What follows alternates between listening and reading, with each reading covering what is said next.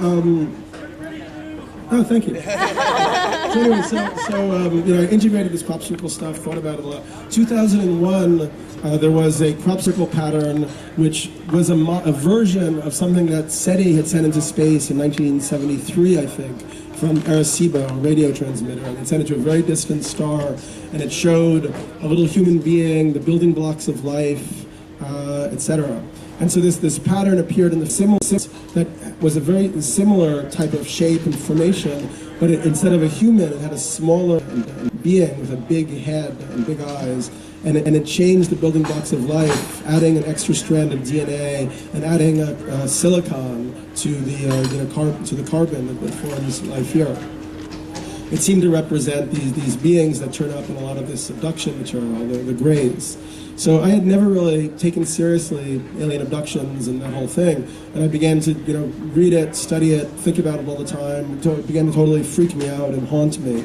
How many people here have gone down the rabbit hole of the grays and all these alien abduction narratives? It's pretty deep. There's thousands of people who claim to have had these experiences. There are very, kind of reputable figures like John Mack, who was a Harvard psychiatrist, who had won a major award for a biography he'd done. He spent years studying it, and he felt that it was a legitimate phenomenon, that on some level people were having these experiences. And apparently they've even found, kind of material implants under people's skin. People have disappeared for hours at a stretch. But then on another level, it's very hard to kind of really prove this phenomenon. And I began to read a whole series of accounts from these different hypnotherapists who've worked with a lot of abductees. And some of them had a positive slant about the whole thing, and then the information they would get from these people under hypnosis would reflect that positivity. Some of them had a fear-based or negative or paranoid vision, and then they would begin to get back these really horrifying and frightening stories. This one guy had written several books, and he ended up saying that he thought that they were going to make a mass invasion, and that basically they'd been preparing kind of tiers of subjects to operate the spacecrafts, to herd people into these crafts, and so on. So that was the story that he got from his study of it. So once again, over time, very much like what the crop circles kind of suggested, it seemed like there was a way that your personal intention creates this almost energetic field around you, and then any data that then kind of works through you is kind of distorted or moved in the direction in which your kind of consciousness is focused. So even these hypnotherapists were somehow able to elicit totally different views of this whole phenomenon through these patterns, through how their intention was around the phenomenon. Then finally, I got more and more obsessed with it, more and more freaked out about it. Finally, I was in Germany with my partner at the time at this art festival, and I had a dream one night where these grays appeared to me in the dream, and in the dream. They told us, it was going to be great when they came and took over our planet. They were going to show us all around the universe. But there was something very seedy and tacky about the whole thing. And then one of them reached over and put his fingers in my mouth.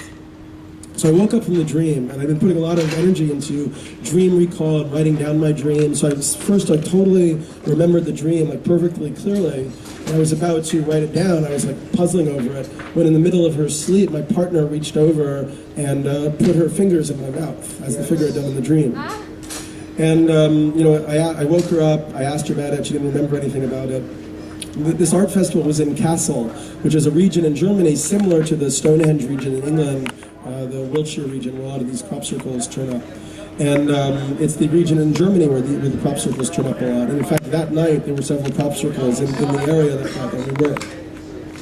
So I just really began to think that there was a kind of really complicated co-creative process in terms of how we're engaged with these archetypes and this otherness, and how we're bringing it, it seems to be coming closer and closer to our reality. And also, many people here have probably looked into how similar a lot of the fairy stories, from Western ancient culture in the Middle Ages and other cultures, from indigenous cultures, these little beings who come bearing gifts, or they bring you food, but if you eat the food, you then get sort of trapped in their world and you can't get back, Whitley Strieber, who I wrote about in my book, and I had this sort of radio altercation with him on his radio show. But he wrote this book, Communion, and one of the things he talked about in that book was, that he suddenly remembered that he'd been abducted all through his life, and he remembered that they kept trying to force feed him this really bitter liquid, and at first he wouldn't be able to take it down, then finally he was able to swallow it. And I realized that that was this ancient fairy tale kind of remanifesting in a postmodern form. Like once you've eaten the food provided by the beings of the other world, you're like caught in their enchantment, you're caught under their spell. So since really thinking through this stuff in 2012, I also really got interested in this whole concept of the daimonic reality from this writer Patrick Harper.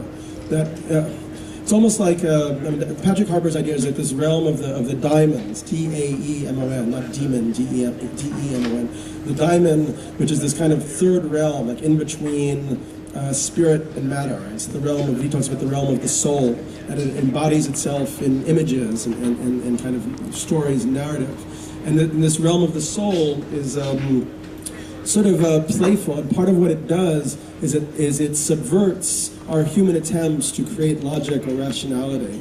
It almost has this intentional kind of subversive, mischief-making, mercurial aspect to it. So I think that we could look at some of these other world phenomena as daimonic phenomena. It gives us a category or a way of thinking about it. I mean, I think that one thing that, for me is really a lot of my work has been about is simply finding conceptual categories that we can think about this stuff as intelligent people. I don't necessarily think that I'm going to find the absolute truth. I mean, one of the ideas that really appeals to me is an idea from the philosopher Nietzsche. And he talked about how, we tend to think that there is a single truth or an absolute truth. But that actually is just an idea.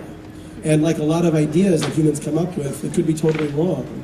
And there might not be an absolute or ultimate truth, but truth might be more like a system of values, the way a painter uses values in a painting, or Nietzsche said, like degrees of apparentness. So truth itself might have a aesthetic dimension.